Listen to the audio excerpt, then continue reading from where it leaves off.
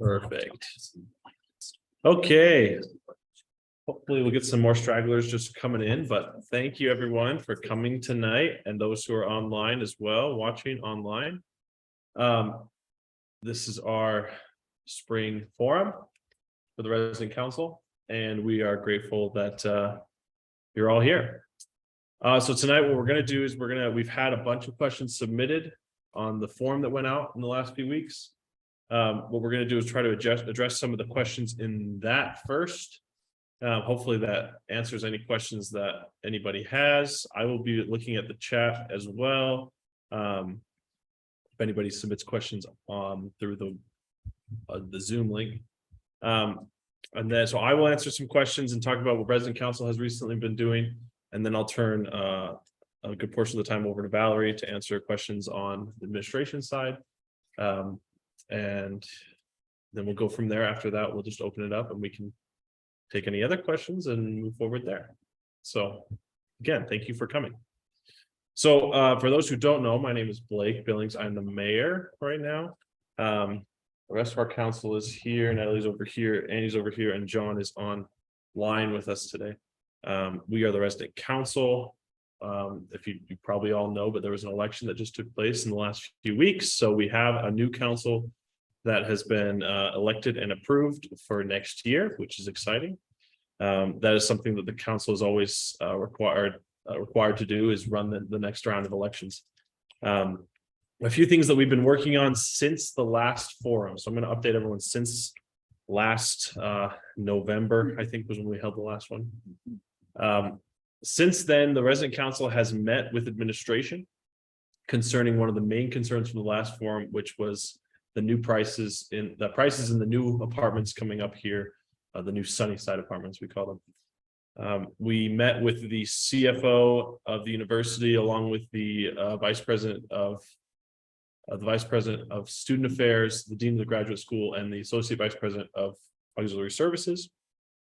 Brought a lot of the stories from our residents to that meeting, talked about affordability for graduate students and families here on campus, and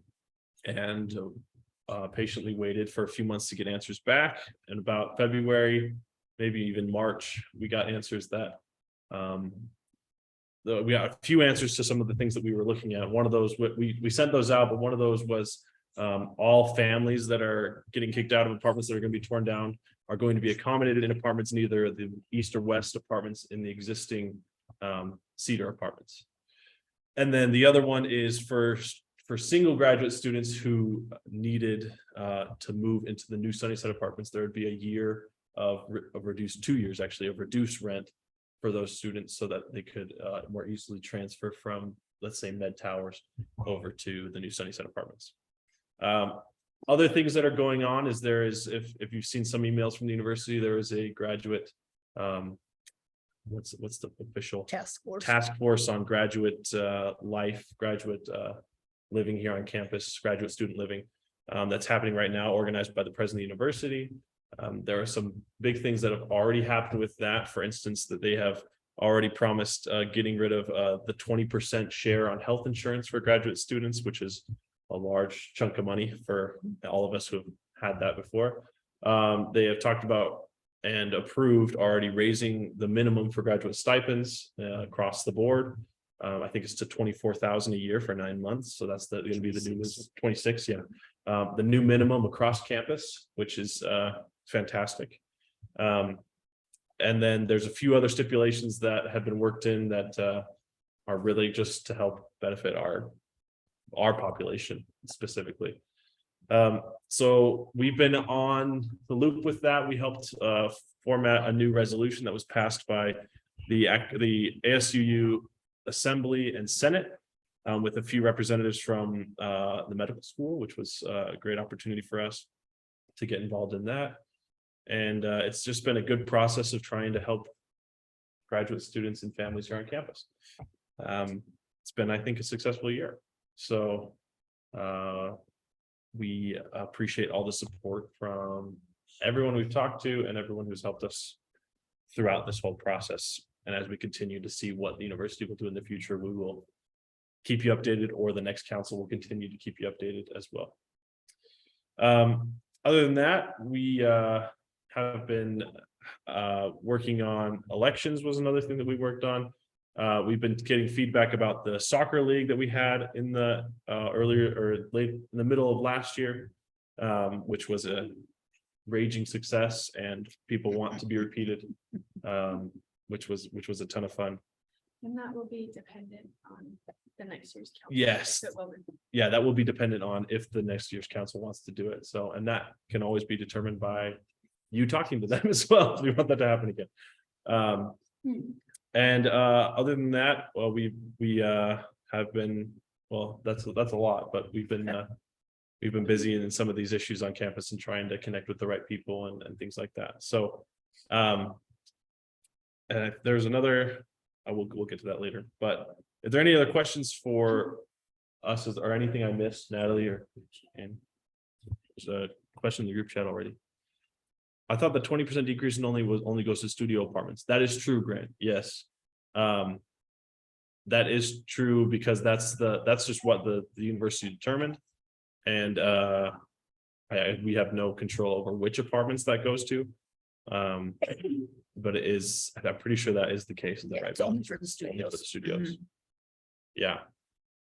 Yeah, Grant, I see you there in the chat, and that's my rent is essentially doubling, is what Grant said, and that is a concern. That is why other things are also coming into play here when we talk about total graduate student help on campus in this task force. So it hasn't fully been resolved yet, but it is in the progress and it is getting better. So it's good. I'm going to turn some time over to Valerie Green. If you don't know Valerie, go to the main office and meet Valerie. She's great. And Valerie's going to answer lots of the questions that were submitted online, and I'll chime in too as we go. But I'm going to turn this so it faces. Okay, cool. Hi, everybody. My name is Valerie, and I'm the Associate Director for Resident Life, and I have my colleague Adrian here, who's the Finance Manager. We're here on behalf of the administration of University Student Apartments. Our director couldn't be here tonight, but she's been looking at all these questions and helping to formulate the answers. So there may be things we can't answer exactly, but hopefully we'll do our best to represent. So I'm just going to go through the questions and answers. Who do I look at? This is very strange. Yes, I know.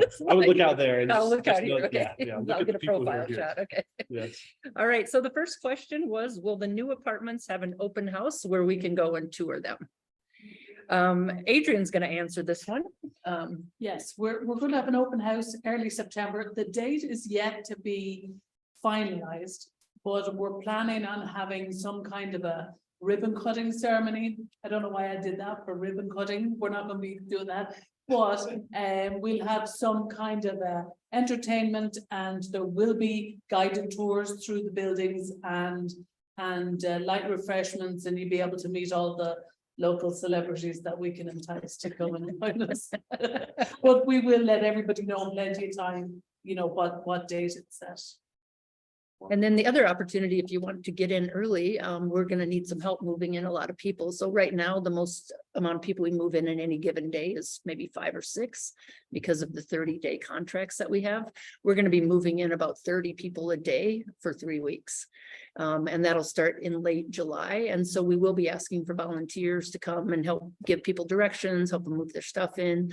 So we'll put a call out. I know this community is great at helping each other. So we'll put a call out. So if you want an early peak, you can come and help volunteer. So let's see, I'm going to go to, let's see, the next question was flooding precautions we just want to know, what are the flooding precautions that are in place and what can we do as residents since we're between Immigration and Red Butte Creek? I understand there's a lot in the media right now about this, and the governor has made a statewide emergency declaration and everything. We have no reason to believe that we're in a floodplain of any kind or that we're going to experience any sort of flooding from, if Immigration or Red Butte Creek flood, it's going to take a lot of flooding to get all the way here. We did have residents with really big concerns about that. The only time that we've ever had flooding is in 2016 or 17, I think, when we had torrential rains. It was like 100-year record, and some of the groundwater kicked up the plugs in the cedar courts and flooded apartments, but I've been here 20 years. That is the only flooding, and I think there were maybe 15 apartments that had some water in them, but it wasn't caused by snow melt. It was a torrential rain. I had water in my basement. Everybody had water in their basement. So we are not expecting any flooding related to the snow, the adjacent creeks or the snow melts. We can't say there never will be, but we're not expecting it. So any follow-up to either of those? I have follow-up. Okay. One of the things we talked about in our last assembly was ways to help other graduate students and families here when we're moving into the new apartments, just ways that the community can help. I did boast that our community is very well connected and can and will help other people move. So I echo that call that Valerie just made to volunteer and And you can help. come back and help. Exactly, yes. We'll have lots of days. We'll be soliciting help from student affairs colleagues and people on campus as well, just to really make it a welcoming environment. We've never done a big move in like that before, so it's a learning curve for us as staff as well, so. All right, the next one, how will construction affect the community centers, Head Start, UKids, childcare? Right now, the plans for phase 2 are underway. It's in the process, what's called an RFP, a request for proposals, where construction companies can put forth bids based on what we say we would like phase 2 to look like. It's still underway, and so we don't have that final design yet. That process should be finalized in early June, and then we'll know more about the West Village and the Head Start program there. This building is going to be around for a while. The childcare will stay here. We expect that in the West Village, it will be at least 2 years before we do any further demolition there as well. So, but the childcare, the Head Start program, will know in the next month or two what's going to happen with that. But this childcare stays. So, any thoughts? Yes. Sorry, for the West Community Center, you said it will be there for another 2 years? It's not certain yet. Okay, but Yeah, the building. it will depends be there. on if phase 2 construction starts, then it may change. Okay. So we'll talk about phase 2 in just a minute. Part of what's happening is that because of the high interest rates, they're looking at phase 2 and the cost of it and wondering, can we even afford to do it right now, or should we wait a bit for interest rates to come down? That's one of the factors. And so if phase 2 isn't going to start immediate build, then it might be different than if we start immediately building. Would phase 2 also include 1,900 to 800 courts, or No. is that? Okay. No, you guys should be standing for at least 2 more years. We will give at least a year's notice prior to those going down. The university, I think in some of the concessions that resident council was able to get, also promised that they would give a long-term plan for the phasing. And I think once they determine when they're starting phase 2, by June or by fall at the latest, we should know the plans for those courts as well. Yeah, that was So- 2 of the concessions that we got. One was a long-term plan, because that was a concern people didn't know. And the other one was at least a year's notice before we're knocking down any apartments. So that was something that we worked with ASUU to put in our resolution, and the university agreed. So it's great. Yeah, and I just want to give props to resident council. You guys have really no idea. They started a revolution on campus that needed to start 20 years ago. But as soon as we posted the new rental rates, what needed to happen, that is the university needed to look at graduate student support, including stipends, housing, mental health, and so many other things. And it's really, I'm on the graduate student task force that's looking at all of the ways to improve graduate life on campus. And it's really encouraging to see the commitment from upper administration and from faculty and staff and from students to make it a better place for people to pursue their degrees, which also then supports undergraduates because you have good graduate assistants working in the department. So. All right, next one. Does the Utah legislature's approval of the $600 million bond for USA expedite phase 2 of the demolition, i.e. the remaining cedars? What is the updated timeline estimate? So we are in the RFP, the procurement process right now for the West Village. So right now there is no plan for phase 2 because it's not yet approved and decided upon.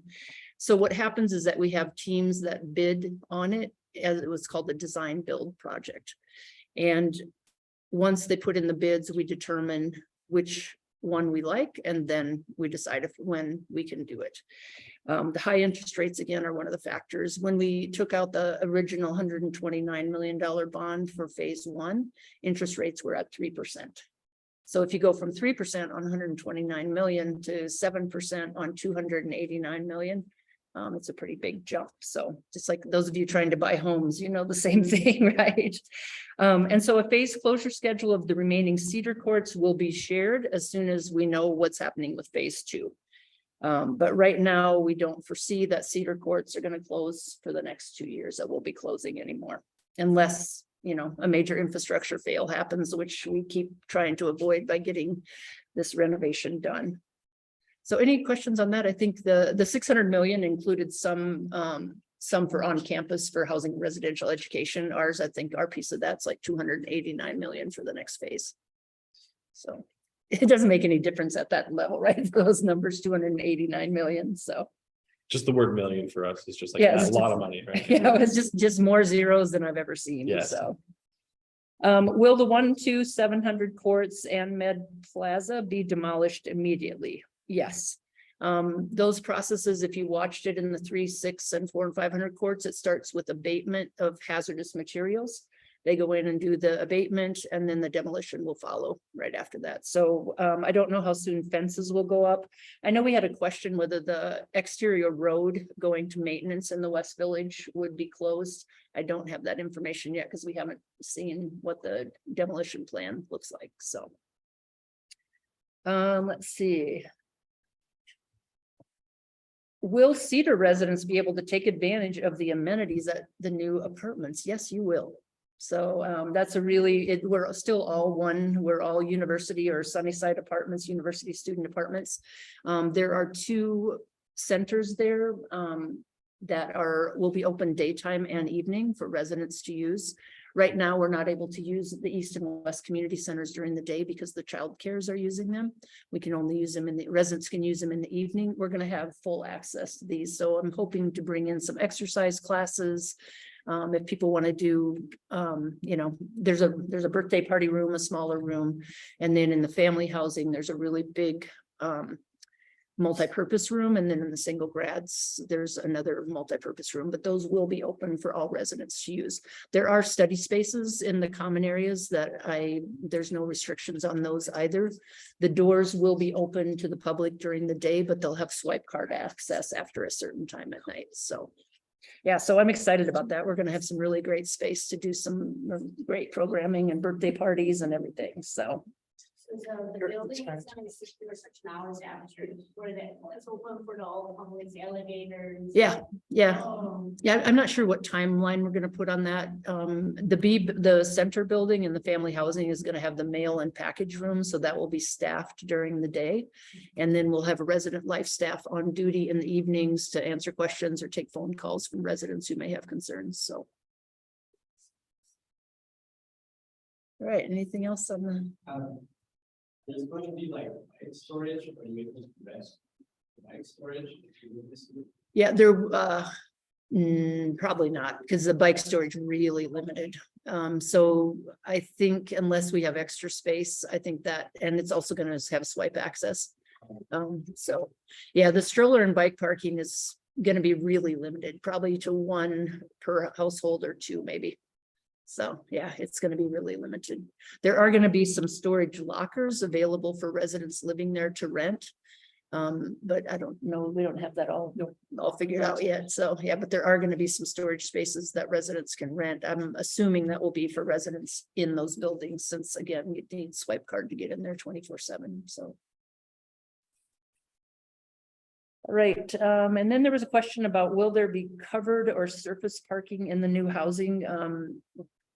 We think that in order to keep building, we're going to have to go underground, which makes the price of the project even more expensive, but that's also TBD pending what we come up with from the people who are bidding on the process. So let's see. Somebody asked, what do the drafts for the new construction in the Fort Douglas area? So when you go up on Mario Capecchi Drive, the university has just secured an exchange with the with the US government to get that property. It is not yet determined. They asked, will there be further graduate housing or replacement townhomes? Housing designs aren't even in the works yet. All we know is that the property is coming over to the university and the administration is working on what does that look like. And I think that's one of the things that that as residents, it's really important to understand is that student apartments, we never make any of these decisions in a vacuum and on our own. All of it is contingent on our new president and some of his vision for building new housing.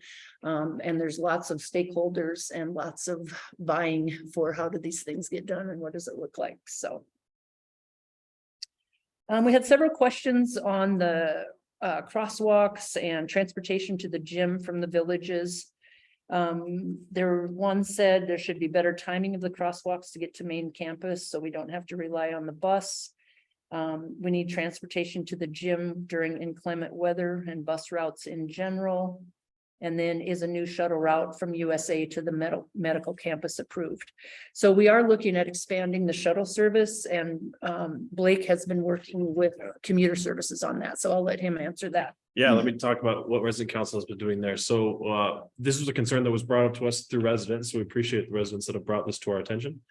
One of the concerns is because we have so many students who will be moving from Med Plaza to the Sunnyside Apartments, we need better transportation back up to the medical campus from here. And as well, the other one is we have many students who want to go to the gym on campus.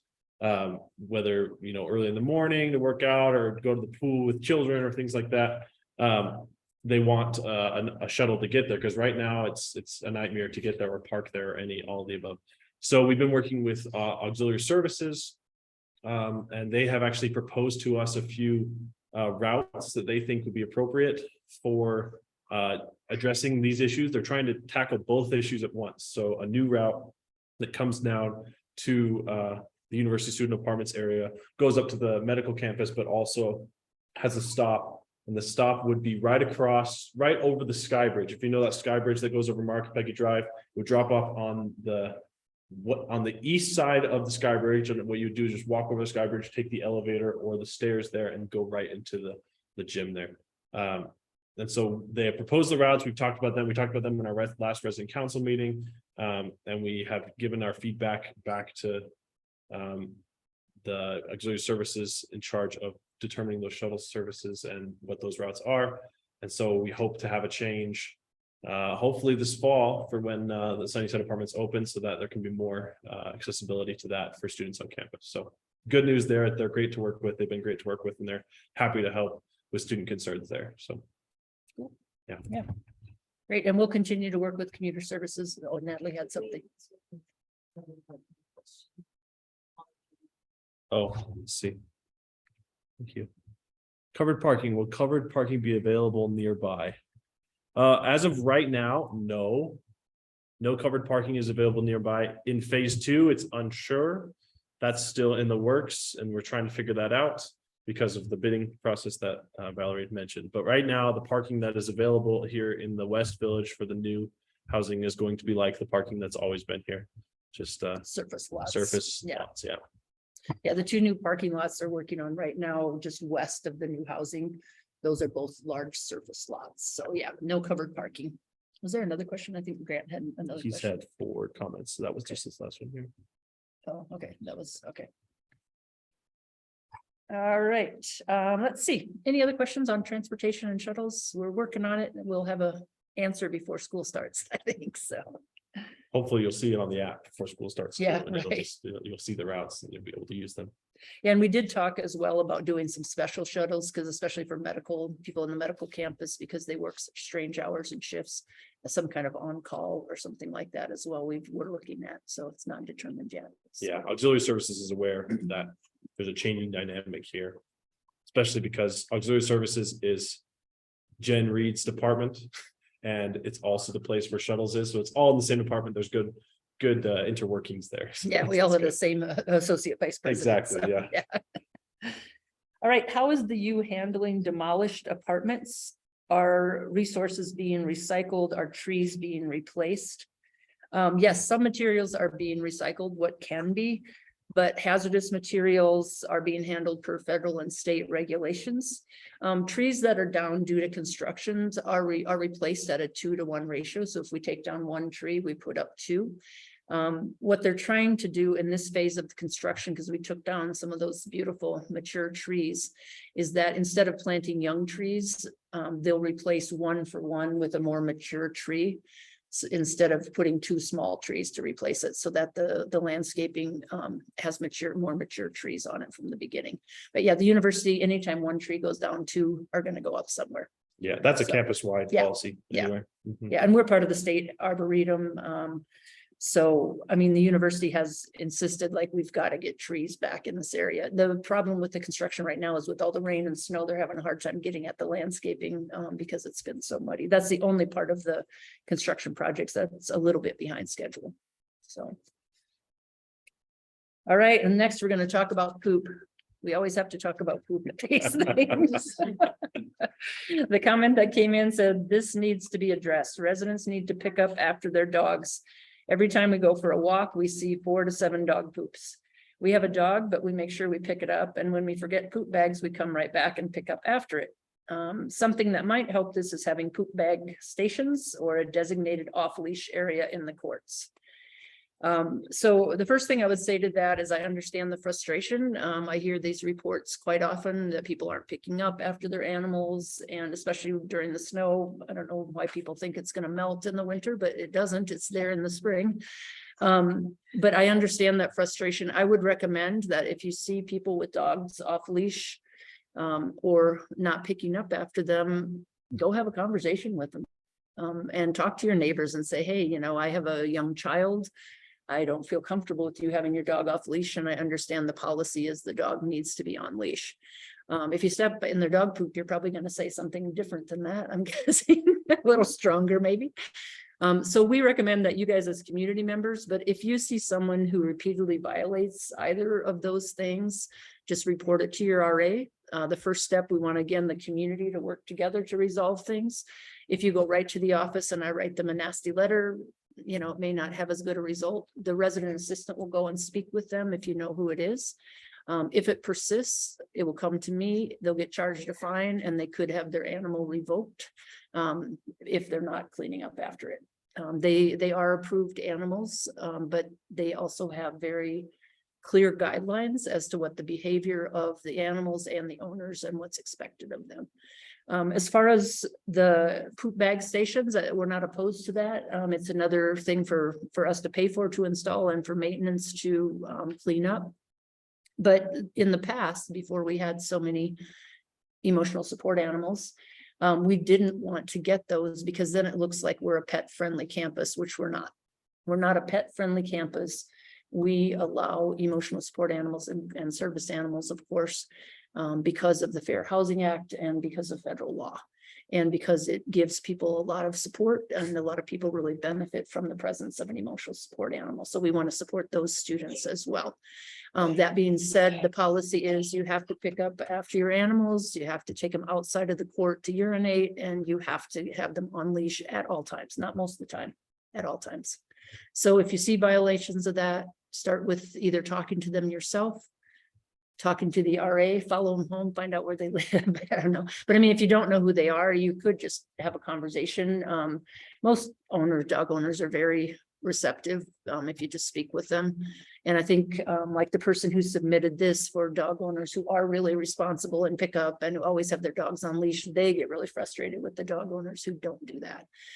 So they have a right to have their animals, and you have a right to have them adhere to the policies that are established. So. When we had an assembly concerning this topic early last year, Jenna was there. Yeah. We had a lot of responsible dog owners at that meeting. Right. It was really good. It was a productive meeting. Those aren't the responsible ones are the type that come to that meeting. That makes sense. It's the other people in the community that aren't being as responsible, that could use a boost from the community, from you as community members, to say, hey, let's just make this place a better place to live in general. So our RAs are working on it. They're trained on it.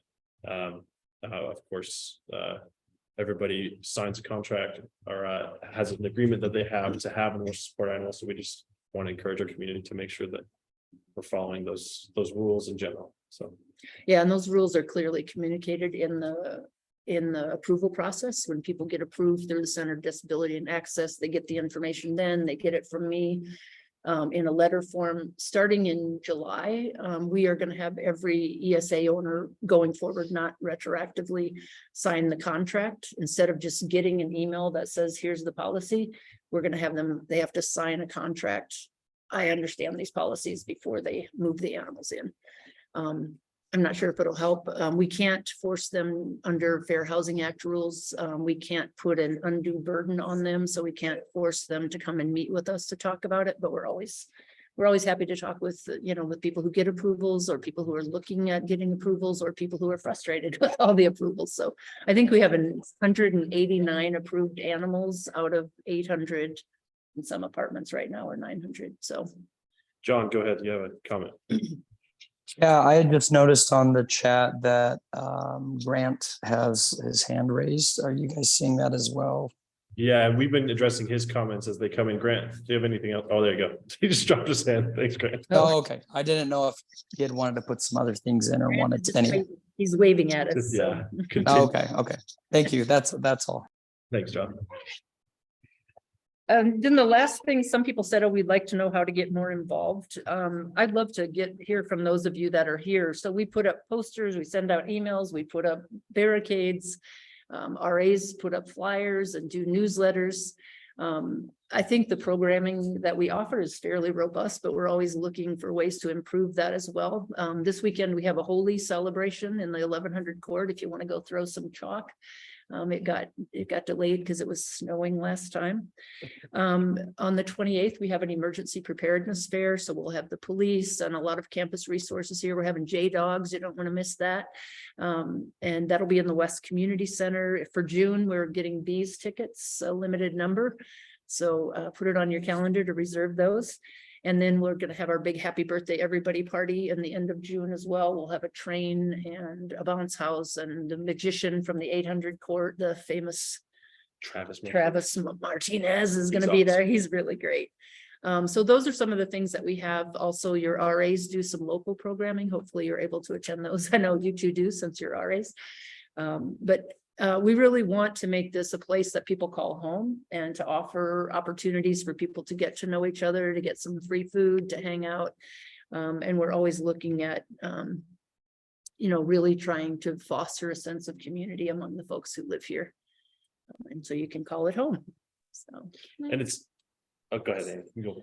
I was just gonna say, if you would like to get involved, maybe not be a resident council member, because we already had elections, but if you want to be involved in, having a voice at meetings or being there when decisions are made, our resident council meetings are always open. Like this year, we were talking about soccer programming. We were talking about this new housing, how to approach administration, how to approach residents. We've talked a lot about safety and security, and we're always looking at ways how to outreach to the residents, whether that's on Facebook or the text line or, a lot of these things. The more resident voice we have, the better we're able to deliver. So if you want to be involved, come to the resident council meetings. This last year we did assemblies. We're not sure what the next resident council will do, but if they hold assemblies, or resident council is there as your liaison. So be there, be involved if you want to be involved, come to meetings if you can, or Zoom into them. You can even request to Zoom in or phone call into them. We're anxious to have you involved. And it's going to change. What's going to happen is the dynamics of the apartments are going to change with these new apartments. And we aren't sure how that's going to feel, how that's going to look. We're all just going to kind of jump into it together. And we're trying to just make sure that we keep this amazing community that we have here in the village with these new apartments. It's a task that we all have, and it'll be great. We're excited for it, though it might be different. Grant, thank you for your comment. Let's see. Grant said, thank you for all this information and doing this. Well, sad about the rent increase. I understand this is a new apartment. I hope to take advantage of all that is offered. Awesome. Thanks, Grant. Yeah, and one thing too with the new apartment rates that, I mean, if you go out to the community, you're in a home now. I mean, in these new apartments, all utilities are still included. Free laundry and community programming. There's nowhere else that you're gonna get that price in the Salt Lake Valley in proximity to the university. Even though the prices compared to the current prices in our aging facilities are very different. I just believe it's gonna be a great community and a great value for people. Even though it's, and we gotta get the grad stipends up and kind of level that out a little bit, but I think the benefit of living there is that you have a really deep commitment from all of us at student apartments to ensure that the non-academic side of life is supported.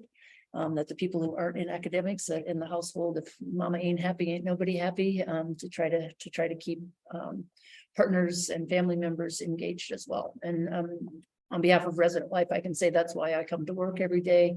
That's why I hire great RAs and work with the council, because we really want to make this a place that people have lifelong memories and they have support systems that help them to succeed academically and get to graduation. So. Did you want to talk about the name change? Oh, yeah, sure. Yeah, we can talk. We are currently rebranding and hopefully by August we'll be rebranded. For those of us who have worked here for 20 years, it's going to be harder than for anybody else. But the new name of not just the new housing, but of both the East and West Village will be Sunnyside Apartments. So the USA, University Student Apartments, Married Student Housing, all the names we've had will hopefully come up nicely into Sunnyside Apartments. So, and we'll be doing some rebranding and we haven't started it yet. We need to- Historically, we've called the new apartments Sunnyside Apartments and everything else University Student Apartments. It's going to be a weird shift, but yeah, that's just so you know, if you hear Sunnyside Apartments in the future, we're referring to all of it. I don't live in Sunnyside. I live Right. in the village. Exactly. Sunnyside Village would be better. Push I that. like that. And it keeps. Yeah, some then we get, nostalgia. I know, the villages, so. Someday there may only be one village, so It's true. not for a while though. Were there any other questions that anybody brought? or- Yeah, I think that's all the questions that were submitted. So any other questions from anybody online or anybody here in person? All right. Well, thanks for coming, everyone. We appreciate it. As always, if you have any other cool concerns or questions, you are welcome to email your RA or email us. And we will answer them. I get emails from residents about little things all the time. For example, if the gate over by Corner Bakery is closed and somebody's trying to get to the bus stop, I get an email about it, which is good. And then I get to talk to Valerie and we get to talk to security and make sure they open it. So just concerns like that. We're here as a resident council to help make your life a little easier here at Sunnyside Apartments. Way to go. Nice transition. Something I just thought of. Yeah, Amy. Okay, as we know, this is something we've been working really hard and we talk about it every year, but as summer increases, bikes seem to disappear more. So be sure that you lock up your bikes, that you put them away in the laundry room.